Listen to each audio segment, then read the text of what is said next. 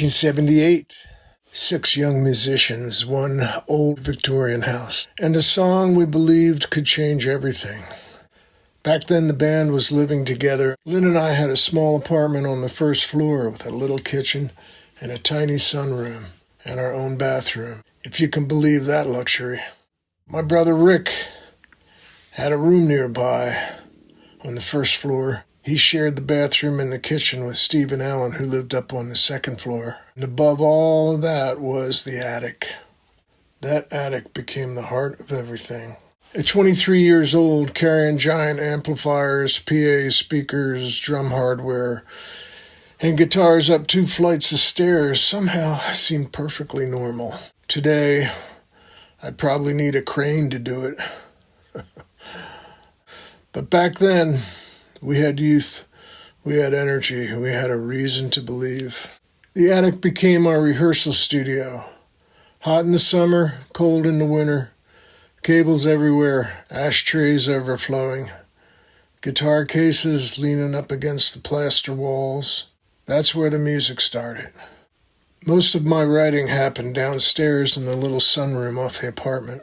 I'd sit there and with my acoustic guitar and a legal pad trying to come up with the songs that sounded bigger than that little room I was sitting in.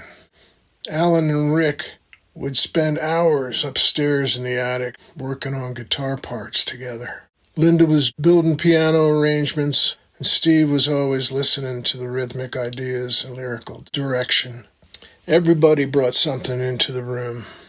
Rick Lake was the only band member who didn't live in the house. He had an apartment nearby as he was a volunteer with the fire company and needed to stay close to the firehouse. But that never stopped him from showing up. He was always on time. All it took was one phone call. Next thing you hear is his car pulling in. Then footsteps, then the sound of bass equipment getting hauled through the house, usually accompanied by a 6-pack of Schlitz beer. Always on time, always ready to work. The song we believed would become the band's first real hit was called Rockin On The Radio. In 1978, radio controlled everything. People listened to music in cars, bedrooms, garages, workshops, kitchens. FM radio stations decided what the country heard. Vinyl records were still king. 8-track tapes filled car dashboards. Cassettes were only just beginning to take hold. And CDs didn't happen for another 6 years or more. Music came from the radio, and I wanted to write a song that sounded like everyday America. People driving to work, cruising at night, trying to escape their jobs, trying to escape themselves, looking for freedom, somewhere between the next song and the next town. The chorus came first, Rockin' on the Radio. Simple, direct, an anthem, a mantra. When I started building the verses and chord structure around that idea, I wanted the first bridge to feel something almost cinematic, something emotional and expansive. A little like the feeling you got hearing the old Star Trek theme music, with those major 7th chords floating underneath everything. That's where Alan and Rick really came alive. The two of them built this incredible duo, just awesome dual guitar session that just lifted the song into another place entirely. We spent hours in that attic, refining those parts. Then came the intro, that epic opening progression that made your ears perk up immediately. We knew it had something. Linda and Rick Lake came in right away with those tight harmonies stacked over my lead vocal. The sound suddenly felt larger. It felt bigger than the room. The first verse captured restless feeling of being young and broke. It's hard to cruise when there's nowhere to go. With an empty tank and a sold-out show, it leaves you rocking on the radio. When we hit the first bridge, the whole thing opened up emotionally. The guitars just soared over the top. The second verse took a while to finish writing, but one night during rehearsal, Steve and I sat down together while we were taking a break and tried to crack it. Then Steve suddenly came up with a line. The astral planes are full of us riding on this cosmic bus. And then that unlocked the whole section. Then the song dropped into a heavier rock bridge built around an E-chord progression. It slowly climbed upward into Rick Franklin's guitar solo.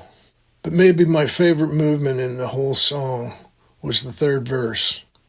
I wanted to capture how easy it was becoming for people to abandon the old technology and simply turn the FM dial.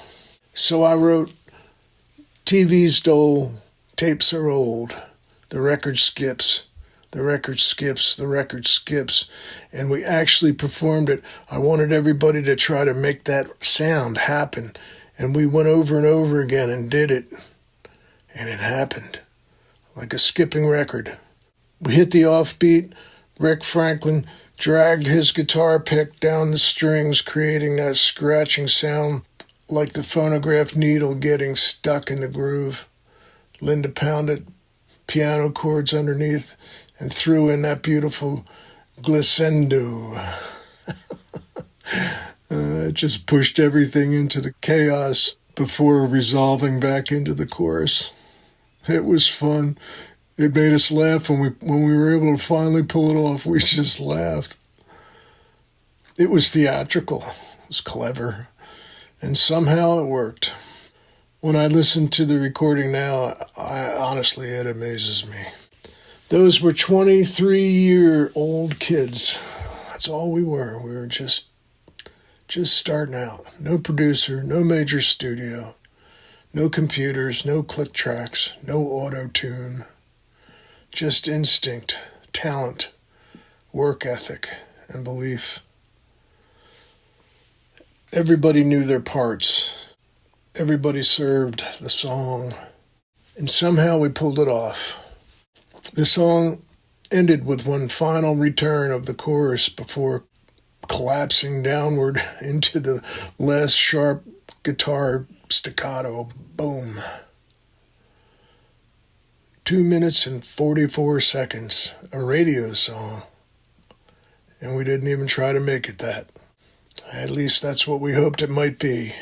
And listening to it now, I still hear 6 young musicians in an attic believing the whole world was waiting to hear them. This was Rockin On The Radio.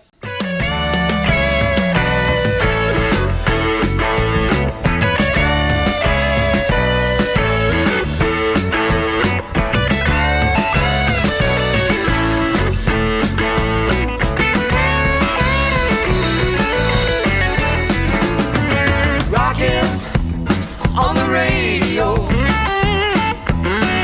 rockin' on the radio. It's hard to cruise when there's nowhere to go with an empty tank and a sold-out show. It's rockin' on the radio.